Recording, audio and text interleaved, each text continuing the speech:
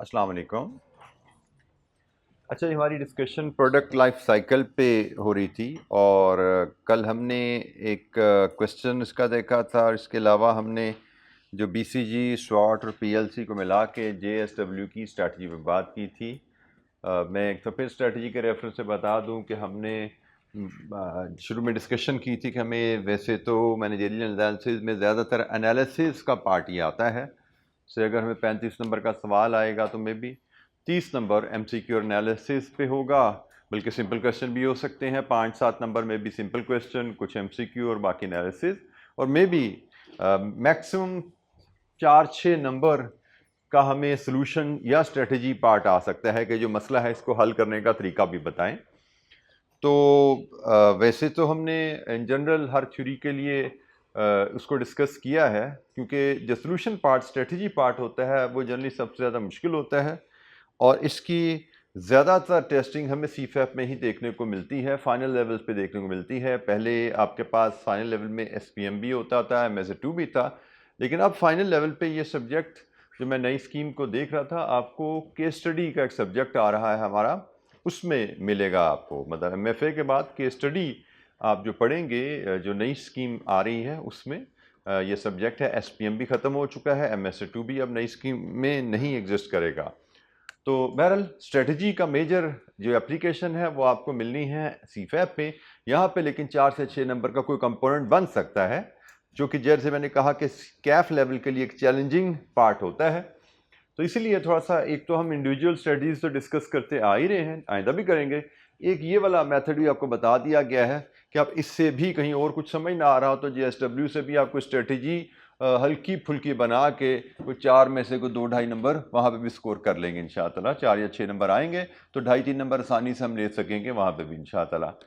और खुदा ना खासा अगर स्ट्रेटजी में आपको लगता है कि स्ट्रेटजी जहाँ मांगी जाए, सोल्यूशन मांगी जाए, वहाँ पे आपकी performance up to the mark नहीं हो रही, तो बहुत ज़्यादा वरी, जैसे मैंने कहा, नहीं करनी, क्योंकि हमें 4 से 6 नंबर से ज़्यादा पार्ट वहाँ से नहीं आना। तो हम अगर 4 से 6 में से 2-2.5-3 नंबर भी ले सकें, that is more than sufficient at CAP level.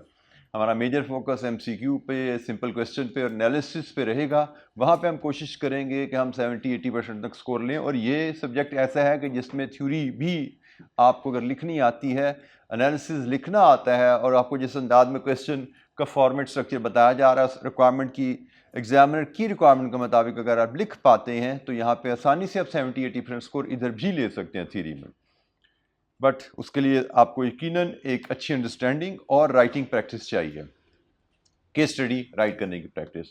तो जनाब, कल हमने प्रोडक्ट लाइफ साइकिल कॉस्टिंग भी पढ़ी थी हमने। ये भी एक एरिया हमने डिस्कस किया था, और उसके बारे में भी कि हमें इंट्रोडक्टरी लेवल 2-3 नंबर का सवाल आ सकता है। और लेकिन ज़्यादातर हमने एक सवाल में जो देखा था, पास पेपर क्वेश्चन, उसमें हमने देखा था इसकी एप्लीकेशन हमें नजर आई थी। लाइफ साइकिल कॉन्सेप्ट की भी एप्लीकेशन ही हमें टेस्ट की थी पास पेपर में। एक जो वाहिद सवाल PLC पे आया था, क्वेश्चन नंबर 1, हमने उसको भी डिस्कस किया था। तो कोई सवाल जी? PLC के लिए हमारे पास एक और प्रैक्टिस क्वेश्चन अवेलेबल है। Let's have a look at that, ताकि एक बार फिर हमारी नज़र से PLC का एनालिसिस गुजर जाए। And that is question number 2, rock bottom. इसकी रिक्वायरमेंट है जी हमारे पास डिटर्मिन, ये पास पेपर क्वेश्चन नहीं है, प्रैक्टिस क्वेश्चन है, किसी और बॉडी से ये हमने पिक किया हुआ है। Determine the stages of PLC using rock bottom business in each of the 3 phases described above. हमें 3 फेजेस का उसने जिक्र किया है, और ये फेज पीरियड वाइज है। फेज नंबर 1 91 से 2005, फेज नंबर 2 2005 से 2015, और फेज नंबर 3 2015 से 18। ये 3 फेजेस हैं। उसने कहा जी इन 3 फेजेस का एनालिसिस करो कि PLC के कौन सा फेज है, लाइफ प्रोडक्ट लाइफ साइकिल का कौन सी स्टेज है जो इन तीनों फेजेस में आपको नजर आ रही है। Analyse the rock bottom success और failure in each of the 3 phases identified in the scenario. मतलब हर फेजेस में बताइए प्लस और नेगेटिव्स क्या हैं। 3 फेजेस में स्टेजेस बताइए, 3 फेजेस में स्टेजेस बताइए, और ये एक पार्ट है, और फिर 3 फेजेस में सक्सेस और फेलियर्स बताइए। ठीक है, तो let's read the question. Product life cycle की स्टेजेस क्या हैं, फेजेस में आती हैं, और हर फेज में, हर पैरा में क्या प्लस है और क्या माइनस है ऑर्गेनाइजेशन के लिए, क्या सक्सेस और क्या फेलियर है ऑर्गेनाइजेशंस की। तो let's start reading the phase. Her phase हम पढ़ते जाते हैं और उसमें सक्सेस और फेलियर डिस्कस करते जाते हैं जनाब। The scenario summarizes the development of a company called Rock Bottom through 3 phases. From its foundation in 1991 to 2028 when it ceased trading. इसका मतलब इंट्रोडक्शन इसका कहीं यहाँ पे फॉल कर रहा है और ये इसका डिक्लाइन कह लीजिए या क्या वर्ड यूज किया था, विड्रॉल। डिक्लाइन का भी आखिरी जो स्टेप होता है विड्रॉल, ये डिक्लाइन या विड्रॉल है यहाँ पे। अगर हम स्टेजेस की बात करें पीएलसी तो ये इंट्रोडक्शन होगा और यहाँ पे आपका डिक्लाइन होगा। पढ़ते हैं जी आके डिटेल में, फिर देखते हैं क्या क्या बातें हैं। इन 1991, याद रखें हमने स्टेज पीएलसी की बतानी है और कहीं पे कोई प्लस और माइनस हमें मिल रहा है तो हमने वो बताना है। तो हम लाइन बाय लाइन पढ़ते हुए ही कम से कम मार्क करते जाएंगे प्लस माइनस को भी और स्टेज को भी। In 1991, customers usually purchase branded electric goods, largely produced by well-established domestic companies. From general store.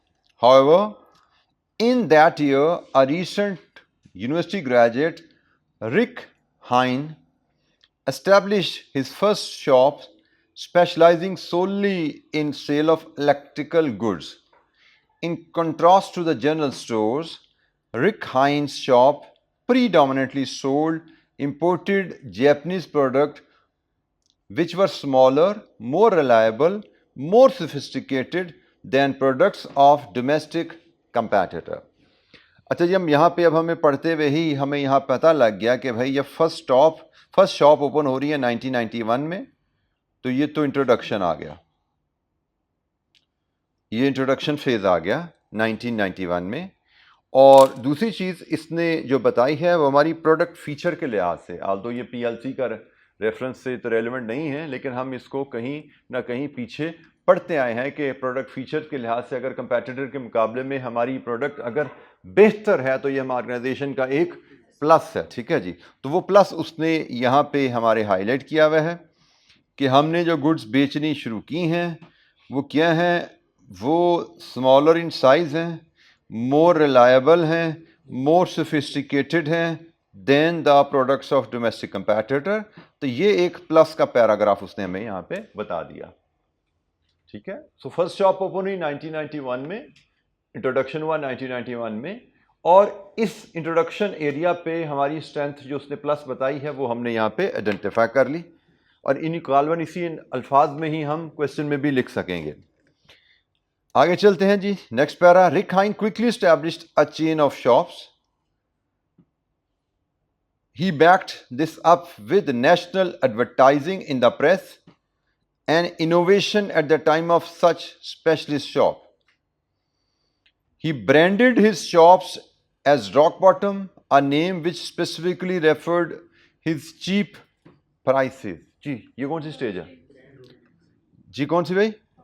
Growth, बिल्कुल ठीक है जी, ये ग्रोथ फेज यहाँ पे आ गया। ये पूरा पैरा ही हमें अगर हम देखें तो ग्रोथ फेज का जिक्र कर रहा है। 1991 में इंट्रोडक्शन हुआ, उसके फ़ौरन बाद ही ग्रोथ आ गया। ग्रोथ की इंडिकेशंस क्या क्या हैं?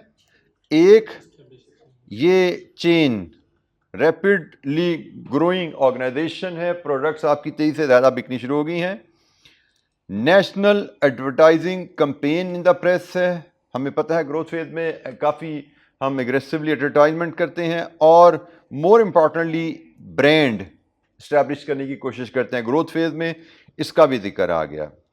और अगर हम प्लस देखें इस एरिया में प्लस क्या रहा, तो इस एरिया में जो प्लस चीज़ का जिक्र है कि हमारी जो प्राइसेस हैं वो बड़ी चीप हैं, कंपेटिटिव हैं कह लीजिए।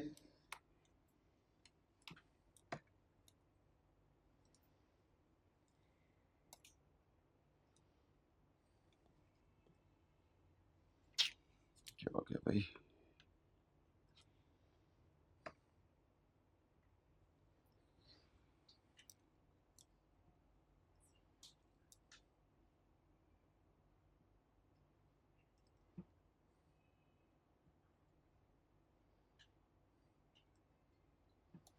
तो ये जो competitive या चीप प्राइसेस ये यहाँ पे प्लस है। और अभी तक हमने कोई नेगेटिव यहाँ चीज़ नोट की है इंट्रोडक्शन में या ग्रोथ फेज में, कोई नेगेटिव पॉइंट ऑर्गेनाइजेशन के बारे में या प्रोडक्ट के बारे में?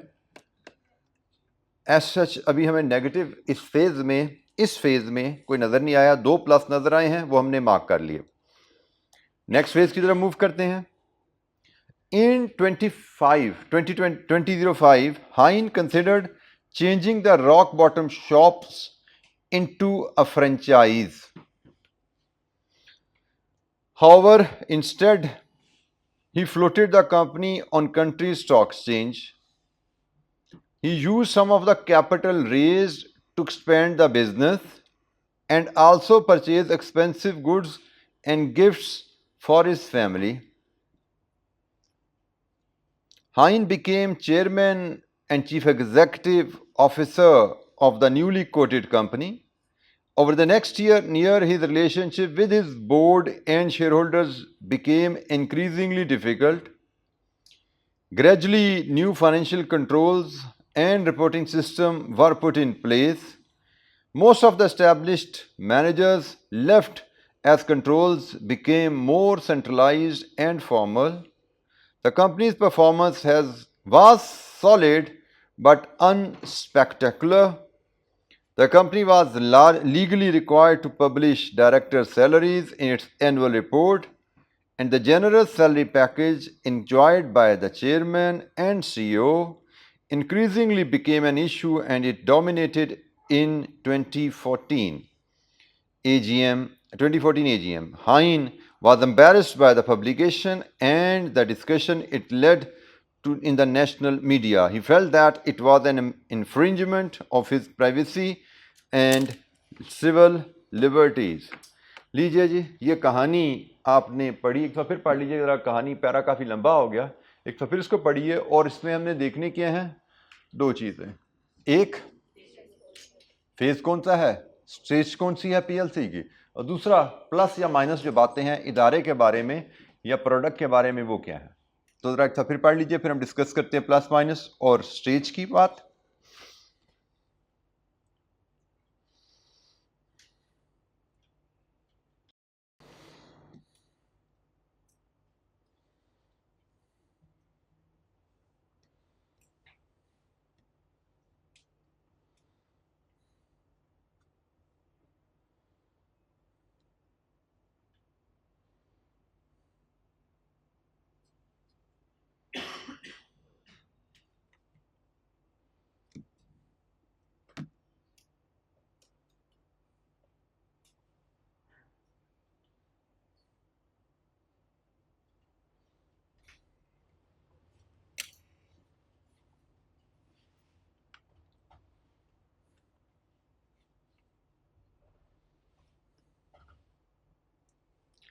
जी, कौन सा फेज है जी?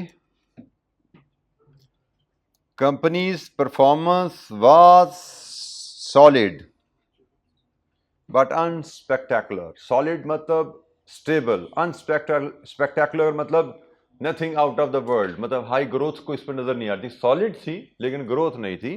तो यहाँ से हमें पता लगता है कौन सी स्टेज है, मैच्योरिटी। तो जनाब स्टेज यहाँ से हमें पता लग रहा है ये जो फेज़ है पूरा मैच्योरिटी फेज़ की बात कर रहा है।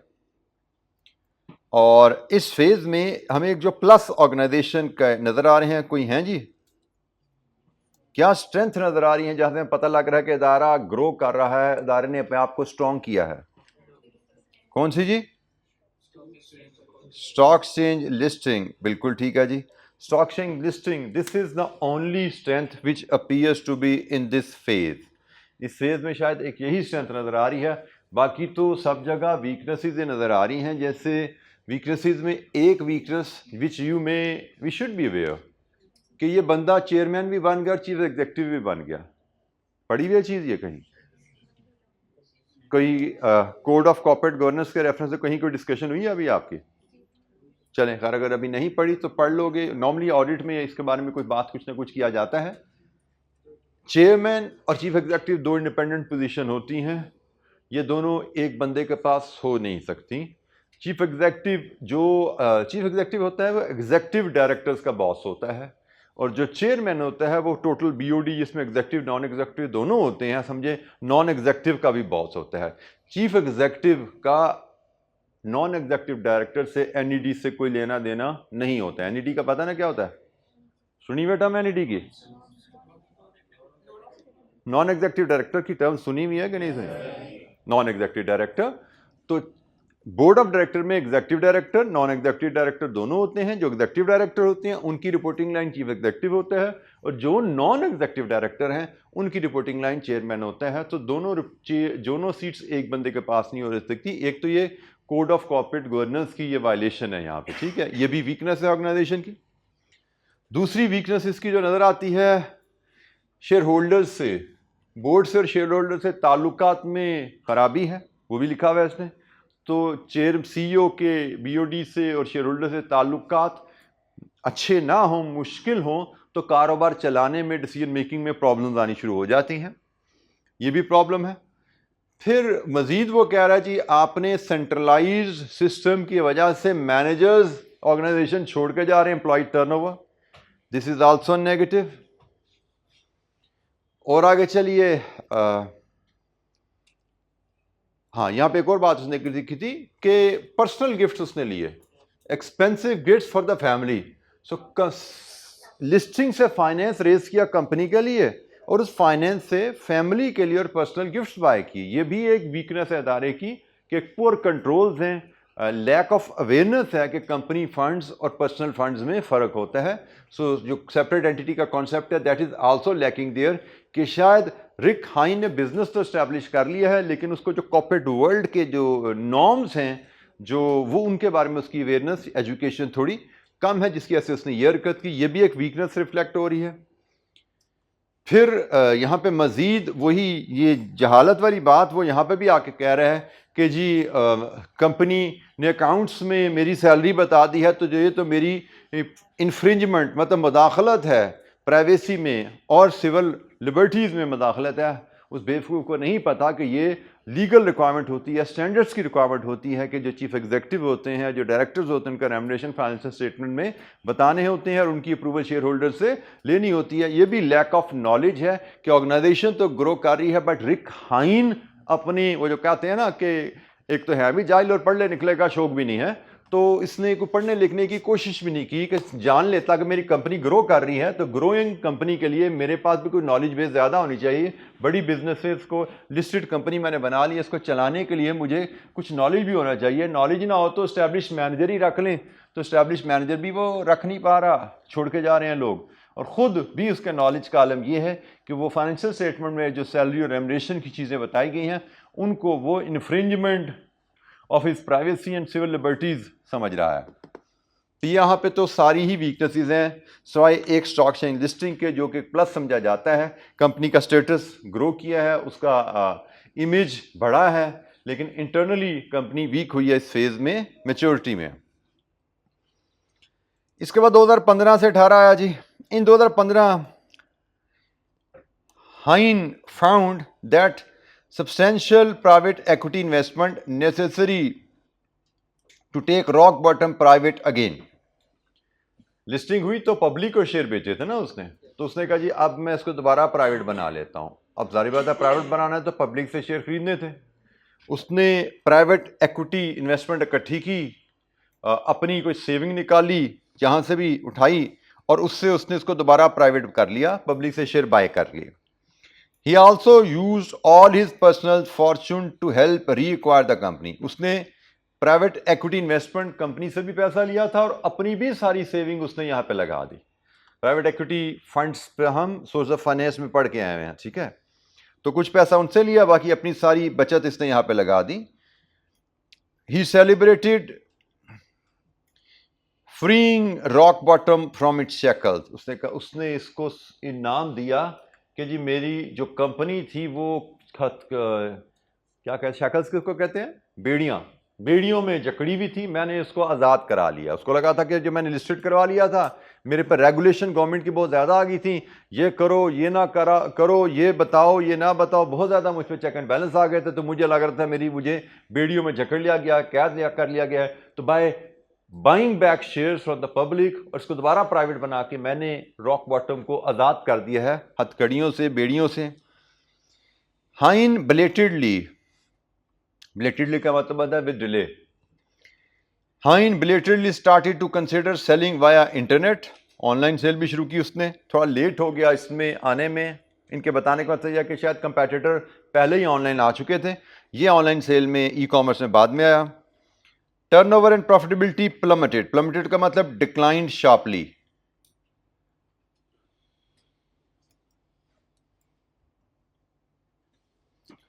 Turnover and profitability plummeted.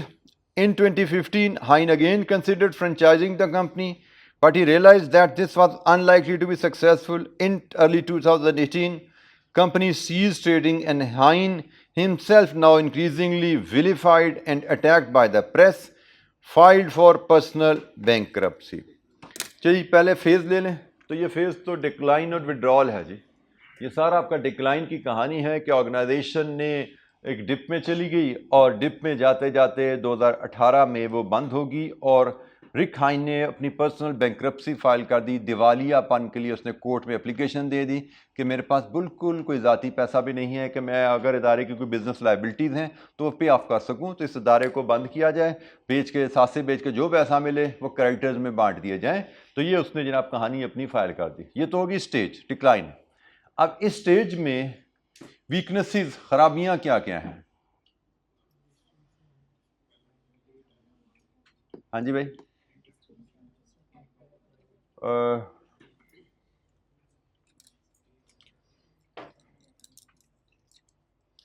एक तो अगर मैं रिक हाइन के शूज़ में जाके देखूं तो रिक हाइन की ये एक बेवकूफ़ी थी।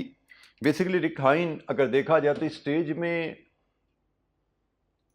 अपनी कंपनी में के शेयर बाय करना मतलब कंपनी में इन्वेस्ट करना ही है ना। डिक्लाइन फेज में ये कंपनी में पैसा इन्वेस्ट कर रहा है, तो which is not recommended strategy. एक ये इसने गड़बड़ की, गलत हरकत की कि आपकी प्रोडक्ट डिक्लाइन स्टेज में आ रही है और आप वहाँ पे पैसा इन्वेस्ट कर रहे हो। दूसरा उसने जो हाईलाइट किया कि ऑनलाइन सेल का कल्चर, गालिबन ई कॉमर्स का कल्चर इकोनॉमी में पहले से आ चुका था। हाइन ने इसमें भी एंट्री डिले के साथ ली, डिले के साथ एक स्ट्रेटजी को अडॉप्ट किया। ये भी एक नेगेटिव पॉइंट है कि आपके कंपैटिटर आपसे बहुत आगे जा चुके हैं, फिर आप एक मूव ले रहे हो, डिसीजन ले रहे हो, तो दिस इज आल्सो नेगेटिव। और फिर आखिर में तो जब कहानी ही ख़त्म हो गई है तो फिर उसके मार्केट में उसका नाम, प्रेस में उसका नाम ख़राब हो, तो वो शायद कोई इतना कोई बड़ा अहम पॉइंट रहता नहीं है। तो एनीवेज जनाब ये सारी कहानी थी। हमने दोनों पार्ट्स ए और बी इकट्ठे ही डिस्कस करते गए, और ये इसका जवाब है जनाब। इसको मैं चाहूँगा आप रीड थ्रू कर लें। ये 3 फेजेज़ हैं, तीनों की उसने, चले मैं समराइज़ करके तीनों फेजेज़ आपके सामने एक ही पेज पे ले आता हूँ। ये तीनों फेज़ की आइडेंटिफिकेशन है और उस फेज़ की स्ट्रेंथ है। पहले फेज़ में कोई वीकनेस नहीं है, दूसरे फेज़ में एक वीकनेस आ रही है, तीसरे फेज़ में स्ट्रेंथ कोई नहीं आ रही, वीकनेस ही वीकनेसेस हैं। ठीक है जी। तो ये ज़रा वॉक थ्रू कर लीजिए, रीड थ्रू कर लीजिए। देखिए मेरा ख्याल है मोरलेस हमने रीडिंग करते हुए सारे पॉइंट्स आइडेंटिफाई कर लिए थे। कोई पॉइंट अगर रह गया है, कोई डिस्कस करना चाहते हैं तो उसको भी डिस्कस कर लेते हैं। Read through this answer.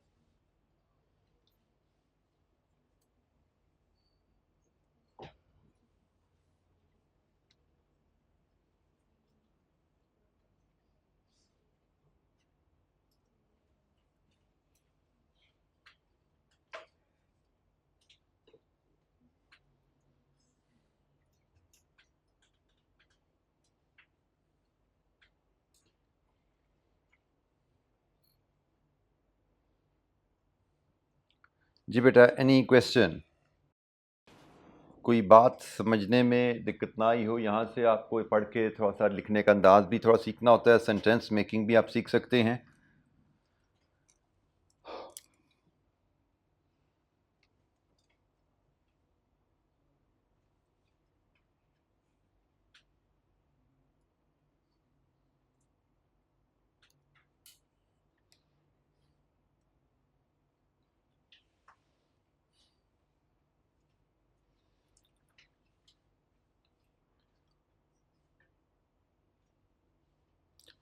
अच्छा जी, ये हमारी कहानी जो हम कर रहे हैं पास्ट पेपर के हिसाब से, जो चीज़ें कवर करते आ रहे हैं, उनको अगर हम यहाँ पे एक साथ फाइनली चेक करें हम क्या क्या कर चुके हैं।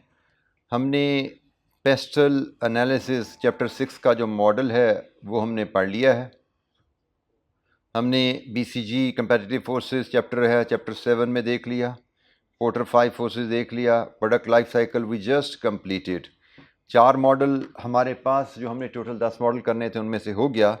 और अब हम चैप्टर 7-8 को देख के जो स्वॉट एनालिसिस है, अब हम इसको देखने जा रहे हैं। ठीक है जी, इसके बाद हम चैप्टर 8 और 9 पे जाएंगे इंशाअल्लाह।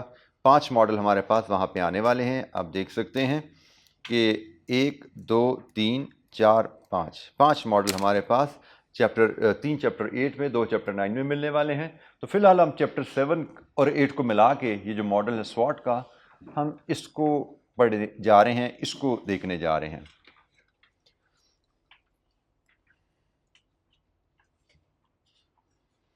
अच्छा जी, स्वॉट की टर्म से तो हम तारुफ ले चुके हैं। Strength, weaknesses, opportunities and threat, ये टर्म से हम तारुफ ले चुके हैं। और इसको हम देखने के एक दो अंदाज पे भी बात कर चुके हैं। हमने कहा था जी, जो स्ट्रेंथ एंड अपॉर्चुनिटीज हैं, एक अंदाज इनको देखने का है कि ये दोनों फेवरेबल, पॉजिटिव या बेनिफिट्स टू द ऑर्गेनाइजेशन है।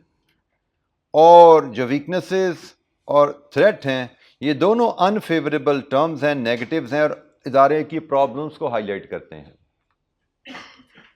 एक और रेफरेंस से भी हमने स्वॉट को देखा था कि भाई इसमें जो स्ट्रेंथ और वीकनेसेस हैं, ये दोनों प्रेजेंट और इंटरनल को रिलेट करते हैं, लेकिन जो अपॉर्चुनिटीज़ और जो थ्रेट हैं, ये दोनों फ्यूचर और एक्सटर्नल चीज़ों से रिलेट करते हैं। ठीक है जी, स्ट्रेंथ एंड वीकनेसेस हमारे प्लस और माइनस जो करंटली इदारे में एग्जिस्ट करते हैं, उनको हम स्ट्रेंथ और वीकनेसेस कहते हैं। Positives in the organisation are strength, negatives currently in the organization are weaknesses. Positive, which can be achieved from the external world, future में वो opportunities हैं. Negatives from the external world which can affect negatively to the organization, वो threats हैं हमारे लिए। तो ये basically overall आप कह सकते हैं कि बेसिक जो मीनिंग है स्वॉट की टर्म्स के। हमें एग्ज़ाम में यूजुअली दोनों चीज़ों पे काम आता है। स्वॉट एनालिसिस में हमें एनालिसिस भी आता है। स्वॉट एनालिसिस में हमें तैयार रहना चाहिए सॉल्यूशन के लिए। पास्ट पेपर एनालिसिस हमने टॉपिक्स को कवर कर लिया, स्वॉट के एनालिसिस को हम भूल गए थोड़ा सा। स्वॉट अभी तक के मॉडल में सबसे ज़्यादा अपीयर होने वाला टॉपिक शायद लगता है 1 2 3। रीसेंट टाइम में भी 8 नंबर का सवाल हमें स्वॉट में आया हुआ है। और एक चीज़ आप जो नोट कर सकते हैं यहाँ पे कि स्वॉट और पेस्टल मिल के आए हुए हैं 2 दफ़ा। पिछले ये 2 अटैम्प्ट जो मैंने हाईलाइट की, एक स्प्रिंग 24 में और एक स्प्रिंग 25 में, इन दोनों में एक क्वेश्चन आया था, क्वेश्चन नंबर 3। ए था पेस्टल का, बी था स्वॉट का। सिमिलरली यहाँ पे भी ए आया है क्वेश्चन 4 का पेस्टल, और बी आया है स्वॉट। ये पेस्टल और स्वॉट हमारे 2 कह सकते हैं कि अहम टॉपिक हैं, बल्कि कहना चाहिए पेस्टल हमें 3 दफ़ा आ चुका है और स्वॉट भी हमें 3 दफ़ा आ चुका है, जिनमें से 2 दफ़ा एक ही क्वेश्चन में ये दोनों टेस्ट हुए हुए हैं। तो एनीवेज, एक अहम टॉपिक स्वॉट जिस पे हम बात करने जा रहे हैं। और स्वॉट को अगर हम डिफाइन करना चाहें है क्या, व्हाट इज स्वॉट एनालिसिस? तो भाई स्वॉट किसी भी इदारे की इंटरनल एंड कंपेटिटिव एनवायरनमेंट का एनालिसिस है।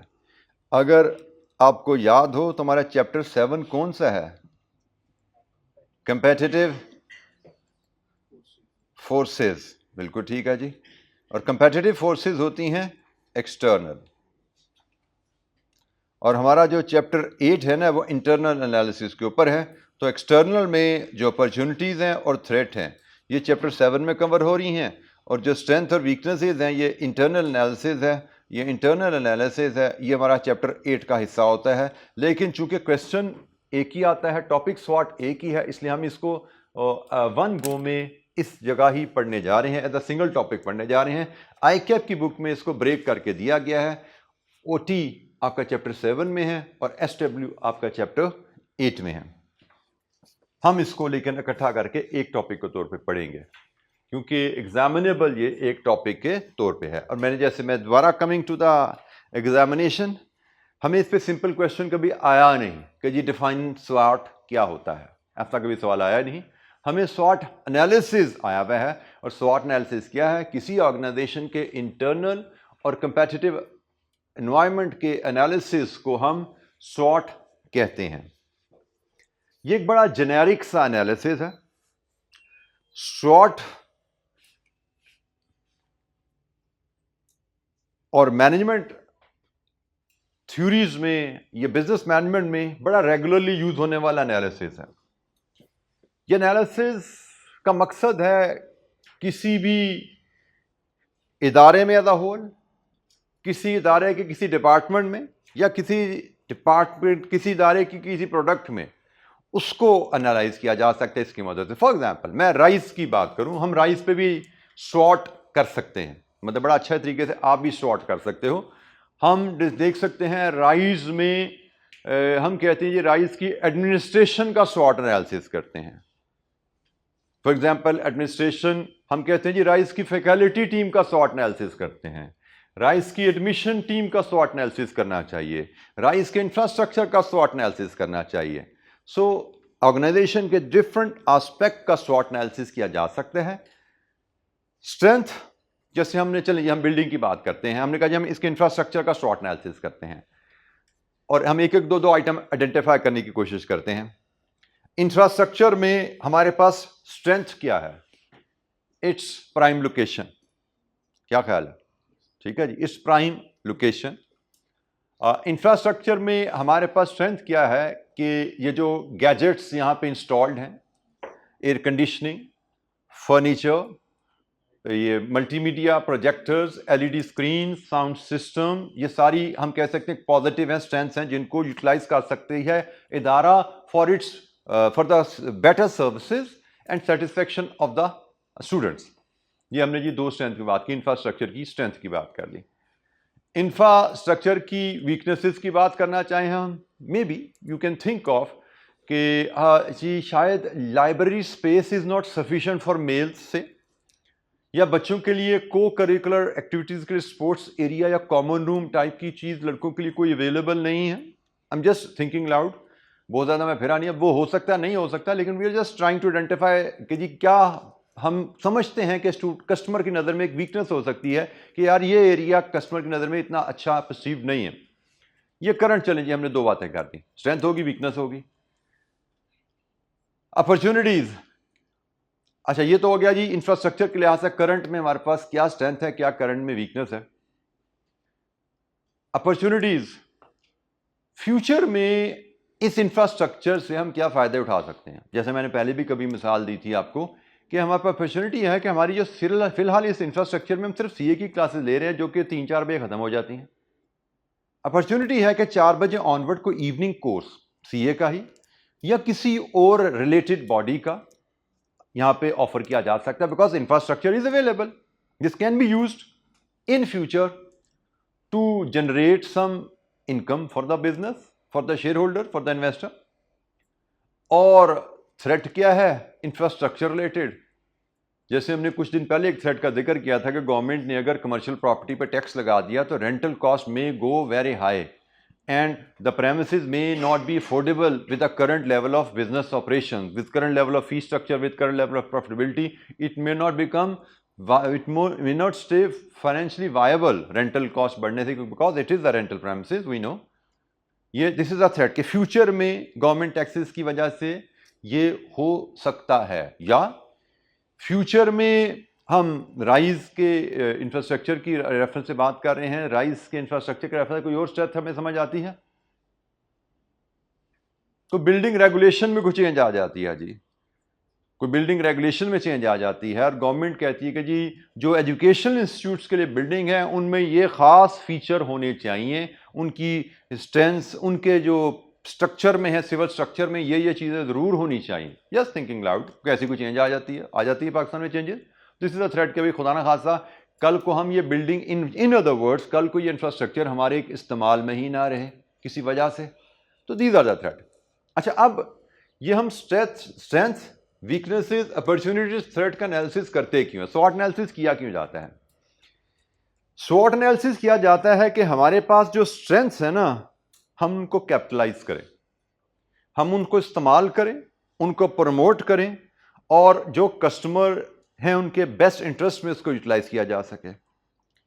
हमारे पास जो वीकनेसेस हैं, अब यहां पे स्ट्रेटजी का जो पार्ट आता है ना वो यही है कि हमारे पास जो स्ट्रेंथ है उनसे हम क्या फायदा उठा सकते हैं, ये है सोल्यूशन स्ट्रेटजी। हमारे पास जो वीकनेस है उनकी स्ट्रेटजी होती है, इनको दूर कैसे किया जा सकता है, वीकनेसेस को दूर कैसे किया जा सकता है, ये स्ट्रेटजी है, सोल्यूशन, मसले का हल। हमारे पास जो अपॉर्चुनिटीज हैं उनको ग्रैब करने के लिए हमें क्या करना चाहिए? जैसे मैंने आपको कहा जी शाम को हमारा इंफ्रास्ट्रक्चर फ्री होता है, तो उस अपॉर्चुनिटी को ग्रैब करने के लिए possible strategy could be rise should evaluate some other courses which can be offered in the same premises with the help of same team, or Rise may start looking for some collaborators, partners who are willing to join hand with the Rise by and offer some additional courses in the premises owned by Rise. Strategy, हम इन opportunities को capitalise करने के लिए हमें क्या करना चाहिए? Threats, हमें फ्यूचर में जो थ्रेट्स हैं उनसे बचने, हम इंफ्रास्ट्रक्चर का सॉर्ट कर रहे हैं, हमें इंफ्रास्ट्रक्चर में जो थ्रेट्स हैं उनसे बचने क्या करना चाहिए? One strategy could be कि Rise in the medium to long term should plan to construct its own premises, ताकि जो रेंट में टैक्सेस की बात कर रहे हैं, जो गवर्नमेंट के रेगुलेशन में चेंज की बात कर रहे हैं, तो इसको अपना एक इंफ्रास्ट्रक्चर, अपना कैंपस की तरफ जाना चाहिए ताकि उस थ्रेट से हम बच सकें। तो ये है स्ट्रेटजी पार्ट। मैंने एक बड़ी ब्रीफ सी एग्जांपल से, और ये भाई किसी भी जगह लग सकता है। स्वॉट एनालिसिस बिजनेस मैनेजमेंट में एक बड़ा ही जेनेरिक टूल है। किसी भी चीज को आप एनालाइज करना चाहते हो, बाकी ना बीसीजी वगैरह वो एक खास हालात में लगते हैं, ये प्रोडक्ट्स पे लगने हैं, प्रोडक्ट लाइफ साइकिल प्रोडक्ट के ऊपर लगने हैं। स्वॉट किसी भी जगह लग जाएगा। आपसे कहा जाए जी एडमिशन ऑफिस के टीम का स्वॉट कर दो, तो बड़ा अच्छा स्वॉट कर लोगे आप लोग के भी, इसमें प्लस क्या है, माइनस क्या है, अपॉर्चुनिटीज क्या है, थ्रेट क्या है। आपसे कहा जाए जी राइस की फैकल्टी टीम, इसका स्वॉट कर दो, तो आप माशाल्लाह खुद अपने तौर पे कर सकोगे क्या प्लस है, क्या माइनस है, क्या अपॉर्चुनिटीज है, क्या थ्रेट्स हैं। सो किसी भी एस्पेक्ट ऑफ एन ऑर्गेनाइजेशन का स्वॉट किया जा सकता है। वो प्रोडक्ट भी हो सकती है, वो डिपार्टमेंट भी हो सकता है, वो डिवीजन भी हो सकता है, वो ऑर्गेनाइजेशन भी हो सकती है। सो स्वॉट किसी भी एंगल से किया जा सकता है, और मकसद मैंने बता दिया, स्ट्रेंथ्स से कैसे फायदा उठा के हम कैसे उन स्ट्रेंथ्स को, पॉजिटिव को मैक्सिमम कैपिटलाइज कर सकते हैं, वीकनेसेस को हम कैसे दूर कर सकते हैं, अपॉर्चुनिटीज को हम किस तरह कैपिटलाइज कर सकते हैं, किस तरह उनको क्या स्ट्रेटजी बनानी चाहिए उनको उनसे बेनिफिट हासिल करने की फ्यूचर में, और थ्रेट से फ्यूचर में जो हमें आने के चांसेस हैं उनसे कैसे बच सकते हैं, ये हमारी स्ट्रेटजी पार्ट हो जाता है। और मैंने इसको देखने का अंदाज भी बता दिया। स्ट्रेंथ एंड अपॉर्चुनिटी पॉजिटिव हैं, फेवरेबल बातें हैं इदारे की, प्रोडक्ट की, डिपार्टमेंट की, बेनिफिट्स की बात है, और वीकनेसेस, थ्रेट, अनफेवरेबल, नेगेटिव्स हैं। एक और अंदाज, स्ट्रेंथ और वीकनेसेस करंट है, इंटरनल है, और अपॉर्चुनिटीज, थ्रेट, फ्यूचर हैं, एक्सटर्नल हैं। ये कुछ एग्जांपल्स हैं जी। स्ट्रेंथ या वीकनेस की एग्जांपल और ये अपॉर्चुनिटी और थ्रेट की। जैसे मैं just to highlight, market share present होता है, अगर हाई है, लो है, वीकनेस होगी। आपकी सेल्स फोर्स कंपिटेंट है तो स्ट्रेंथ है, इनएफिशिएंट है, सेल्स फोर्स भी इंटरनल है ना, हमारी टीम है, हमारी टीम का हिस्सा है इदारे का। हमारी डिस्ट्रीब्यूशन चैनल, हमारी ऑर्गेनाइजेशन की डिस्ट्रीब्यूशन चैनल है, अगर स्ट्रांग है तो स्ट्रेंथ है, अगर वीक है, कमजोर है तो वीकनेस है। हमारा एचआर, चलिए हमारा फाइनेंस अगर हमारे पास सरप्लस है तो स्ट्रेंथ है, फाइनेंस की शॉर्टेज है, वीकनेस है। इसी तरह यहां पे आ जाओ, ये प्रेजेंट होगा, ये फ्यूचर होगा। Market growth is future, growth high है तो अपॉर्चुनिटी है, भाई हाई ग्रोथ में अपना हिस्सा कमाने की कोशिश करो। ग्रोथ लो है, थ्रेट है, भाई कल को सेल्स ग्रोथ लो हो जाएगी तो बिजनेस में डिक्लाइन आएगा, हमें थ्रेट है, इससे बचने के लिए हमें क्या करना चाहिए, प्लानिंग करो।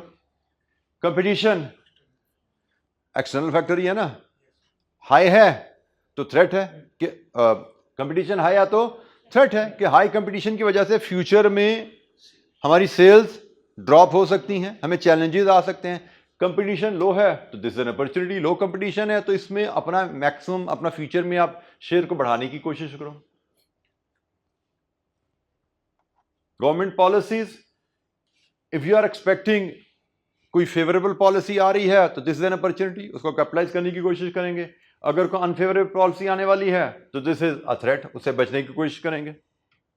वर्कर्स अवेलेबिलिटी, हमें वर्कर्स आसानी से अवेलेबल हैं तो दिस इज एन अपॉर्चुनिटी कि नए ऑर्डर्स लो और अपने वर्कर्स इजीली जो एंगेज कर सकते हो उनको एंगेज करो, मोर production wholesale.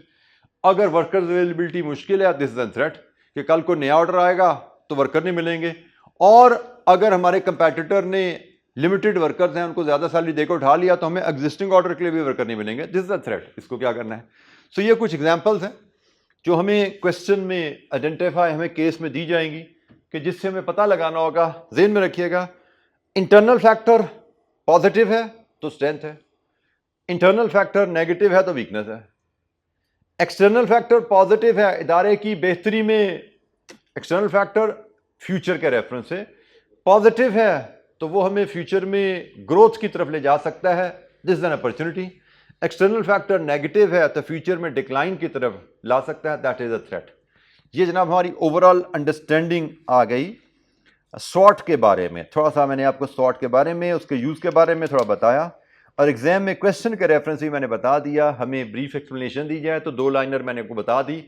It is a model in which we analyse an organisation as a whole or its departmental or for its product, we perform internal and competitive analysis। ठीक है जी। और जैसे मैंने कहा था एक बड़ा जेनेरिक जनरलाइज्ड एनालिसिस होता है which can be used in many business management scenarios। मैंने एक कॉलेज के रेफरेंस से आपको कहा, इसके इंफ्रास्ट्रक्चर पे सॉर्ट हो सकता है, इसके फैकल्टी टीम पे सॉर्ट हो सकता है, इसकी एडमिन टीम पे सॉर्ट हो सकता है, इसकी ये हमारी आईटी टीम कैमरामैन की टीम पे सॉर्ट हो सकता है, क्योंकि डिफरेंट एस्पेक्ट्स हैं ना जो मिल के कस्टमर या स्टूडेंट एक्सपीरियंस में रोल प्ले कर रहे हैं। डिफरेंट डिपार्टमेंट्स हैं जो स्टूडेंट एक्सपीरियंस में रोल प्ले कर रहे हैं, तो इन डिफरेंट फंक्शंस हैं, इन फंक्शंस का सॉर्ट किया जा सकता है।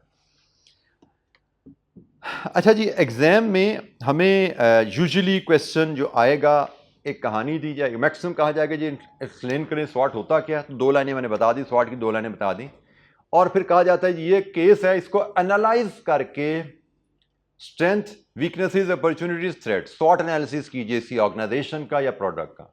तो एनालिसिस के लिए हम करते क्या हैं, हमारा आंसर किस तरह प्रेजेंट होता है। अगर मैं स्वॉट का क्वेश्चन आया तो सबसे पहले तो जैसे हमने कहा हम इंट्रोडक्टरी पैराग्राफ एक दे देंगे कि स्वॉट है क्या,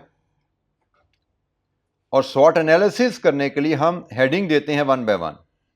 हम देंगे पहली हेडिंग से स्ट्रेंथ, और उसके बाद ए बी सी कि हमारी ऑर्गेनाइजेशन की स्ट्रेंथ्स क्या क्या हैं। फिर हम दूसरी हेडिंग देंगे वीकनेसेस, और ए बी में भी 2 ही वीकनेसेस हों, एंड सो ऑन।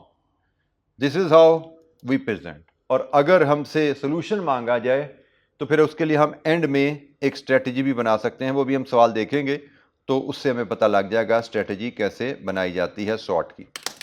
हमें हेडिंग्स सिर्फ यही देनी है, हेडिंग्स हमारी सिर्फ यही आनी है, बाकी इंट्रोडक्शन की स्ट्रेटजी की हेडिंग मैंने सिर्फ आपको याद दहानी के लिए डाली हैं। ये हेडिंग हमें शायद क्वेश्चन में अलहदा से देने की ज़रूरत नहीं है, हेडिंग हमारी सिर्फ यही 4 हेडिंग आएंगी जिनको हम डिस्कस कर रहे होंगे। सो हमें हर हेडिंग के नीचे उसका फैक्ट्स एनालिसिस करके डाटा हमने क्वेश्चन से आइडेंटिफाई करना है। Present positive internal strength, present negative internal weakness, ठीक है जी। तो ये हम अगर SWOT SWOT present positive internal weakness, present negative internal opportunities, future positive external threat, future negative external, ये आपने याद रखने हैं।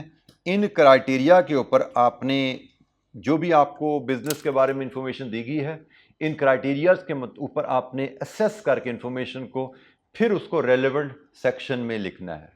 जो इन क्राइटेरिया पे पूरा उतरेगा वो स्ट्रेंथ में क्लासीफाई हो जाएगा, जो इन पे पूरा उतरेगा वो वीकनेस में, अपॉर्चुनिटीज एंड थ्रेट, उसके मुताबिक हमने एनालिसिस करके उसको रेलेवेंट सेक्शन में लिखना है।